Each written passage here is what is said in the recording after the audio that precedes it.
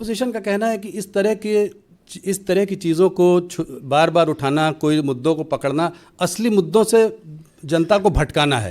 हाँ, जहाँ असली प्रॉब्लम है, जैसे कि चाइना जो कि कह रहा है कि अरुणाचल प्रदेश हमारा अभिन्न अंग है, उसने अपने जो है 30 नाम भी दे दिए हैं अरुणाचल प्रदेश के अंदर।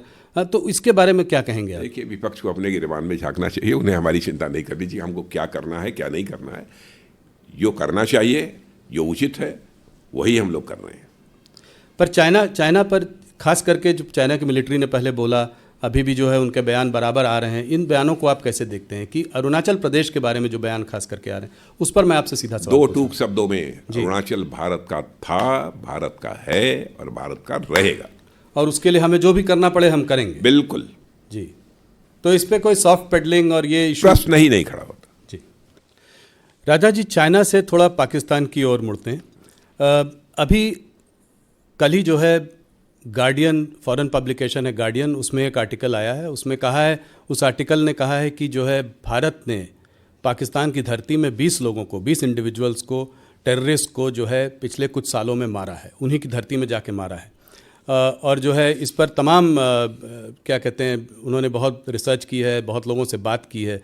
ये पहले हम लोगों के बारे में कनाडा में भी बोला गया, यूएस में भी ये चर्चा हुई पहले, पर पाकिस्तान की ये नई चर्चा है, 20 लोग। तो इसको आप कैसे देखते हैं कि ये क्या, उस आर्टिकल में ये भी कहा है कि जो है भारत जो है केजीबी और मोसाद से जो है काफ़ी इन्फ्लुएंस्ड है, तो उनकी भी जो इंटेलिजेंस एजेंसी है, रॉ वगैरह, इस तरीके का काम कर रही हैं। कोई स्लीपर सेल है यूएई में, उसने जो है इसमें उसका रोल रहा है। और 20 लोगों को, मतलब एक आध लोग नहीं, 20 टेररिस्ट को जो है हमने कुछ सालों में मारा है। 20 टेररिस्ट को मारा है? हाँ जी, मतलब टेररिस्ट कह लीजिए, लोगों कह लीजिए, पर वहाँ उनकी धरती में मारा है।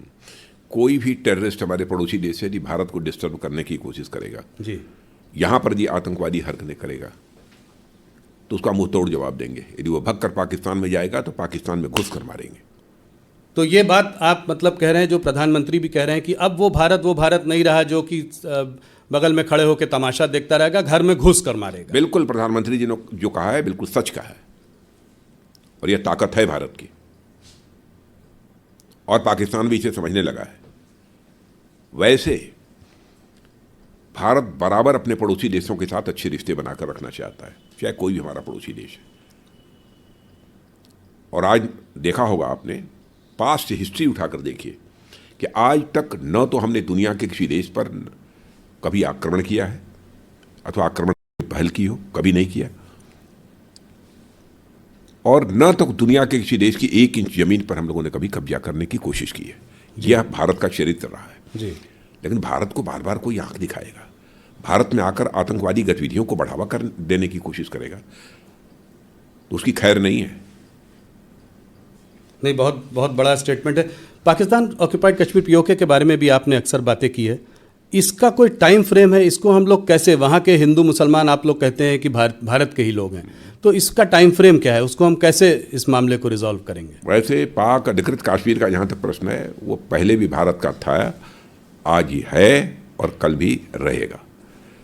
ठीक है, इस समय कुछ हैं परिस्थितियाँ ऐसी, लेकिन आप आश्वस्त रहिए, पीओके के लोग ही ये मांग करेंगे और हम भारत के साथ जाना चाहते हैं। ये प्रायोरिटी रहेगी थर्ड टर्म में सरकार की थर्ड टर्म में ये प्रायोरिटी रहेगी। मैंने कहा ना, पाक अधिकृत कश्मीर की जनता ही ये मांग करेगी कि हमको मर्ज किया जाए जी भारत के साथ। हम भारत से बिल्कुल अलग नहीं रह सकते। और आपने देखा होगा 1-2 प्रदर्शन वहां पर हुए थे जी, और भारत के कश्मीर के साथ वो लोग मिलना चाहते हैं। देख रहे हैं कि तेजी के साथ धारा 370 समाप्त होने के बाद कश्मीर में स्थिति सामान्य हुई है और विकास की गति भी तेज हुई है। कश्मीर, क्योंकि आपने अभी बात कही, तो क्या वहाँ पे आफ्सा हटाएंगे आप? आफ्सा को हटाएंगे आप? अब लगभग वो समय आ गया है हाँ, कि हटाया जा सकता है, लेकिन अब तो गृह मंत्रालय को इस संबंध में फैसला करना पड़ेगा सारी रिपोर्ट आ जाने के बाद। अमित शाह जी ने अभी कहा है कि जो है उसको हटाने की एक वो हो सकती है। वही मैंने कहा ना, परिस्थितियाँ ऐसी बन गई हैं कि अफ्सपा हटाया जा सकता है, लेकिन इस संबंध में जो भी निर्णय करना होगा वो गृह मंत्रालय करेगा।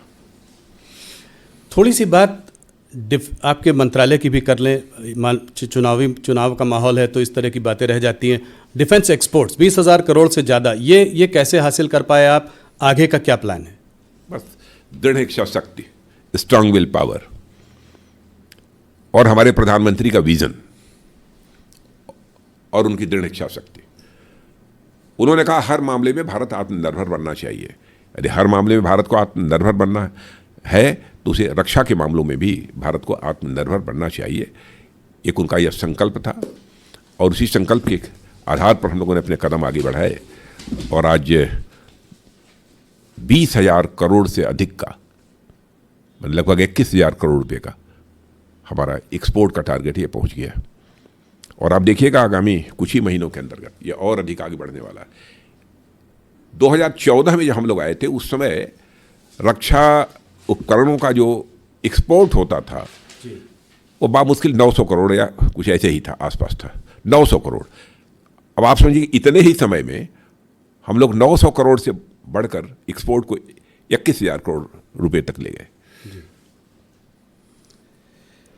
और हम लोग की बराबर कोशिश यही रहती है कि अब रक्षा उपकरण भी, चाहे टैंक हो, तोप हो, गोले हो, मिसाइल हो, एमिनिशंस हो, अब भारत में बनने चाहिए और भारतीयों के हाथों से बनने चाहिए। यहाँ तक कि इंजन भी, फाइटर प्लेन के इंजन भी, उसके लिए भी समझौता हम लोगों ने कर लिया है। इस चीज़ में हम लोग कुछ पीछे रह गए, कुछ काम धीमी गति से चल रहा है डीआरडीओ में। यही जैसे चाइना की जो नेवी है, सबमरीन हो, वॉरशिप हो, बहुत बड़ी उनकी जो है वो है। हमारे पास सिर्फ 16 ऑपरेशनल सबमरीन्स हैं। कुछ डीआरडीओ इस चीज़ में आने वाले समय में गति बढ़ेगी इसकी। तो अपना काम कर ही रहा है, 5th जनरेशन फाइटर एयरक्राफ्ट वगैरह पे। बिल्कुल यह सब सारा काम चल रहा है, तेजी के साथ काम चल रहा है। तो इसमें आपको लगता है आने वाले अगले कार्यकाल पे इस पे काम और तेजी से होगा? तेजी से हो ही रहा है। उस समय अगले कार्यकाल में उसके परिणाम दिखने लगेंगे लोगों को। जी राजनीति, आप आज से नहीं, बहुत पहले से, जब से आप राजनीति में हैं, आपके संबंध हर पार्टी से अच्छे रहे हैं। आपने एक हरदम एक द्वार खोल के रखा है जिससे कि बातचीत होती रहे, लोगों से मिलना जुलना चलता रहे, चाहे राजनीतिक परिस्थितियां कैसी भी हों।